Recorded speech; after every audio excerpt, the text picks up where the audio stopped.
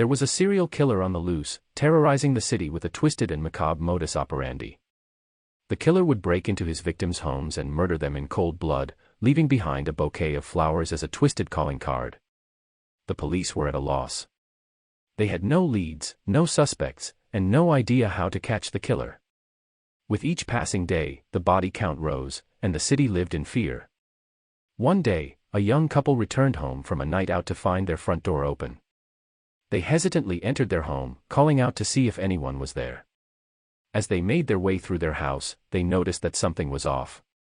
The furniture was rearranged, and there were flowers everywhere. Suddenly, they heard a noise from upstairs. They cautiously made their way up, calling out again. As they turned the corner, they were met with a gruesome sight. The killer was standing over his latest victim, a woman in her late 20s, blood dripping from his hands. The couple screamed and tried to run, but the killer was too quick. He caught them and dragged them back into the room, locking the door behind him. For days, they were held captive, unable to escape the clutches of the killer. He would taunt them with flowers, leaving them in the room with them and telling them they would be next. In the end, they were lucky to escape with their lives. The killer was eventually caught, but the trauma of their ordeal would never leave them. They could never look at flowers the same way again, always haunted by the memories of their time in the killer's grasp. The capture of the killer brought some relief to the city, but it did little to ease the pain and trauma of those who had lost loved ones. The trial was long and grueling, with the killer showing no remorse for his heinous crimes. As the court proceedings dragged on, more and more evidence emerged about the killer's obsession with flowers. It was revealed that he had been collecting different species of flowers for years, studying them and learning everything he could about their meanings and symbolism. It became clear that the killer had been using the flowers as a twisted form of communication with his victims, leaving specific types of blooms to convey different messages.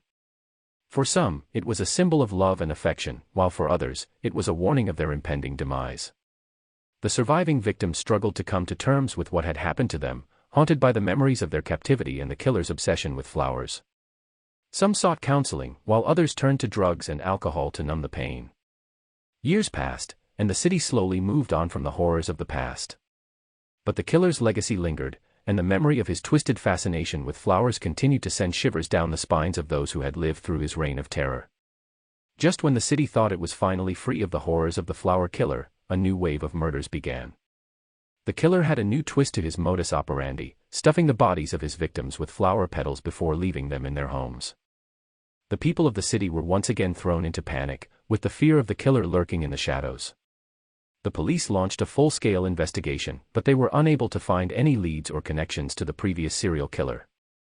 As the body count continued to rise, the police began to suspect that the killer may be a copycat, trying to emulate the flower killer's signature style.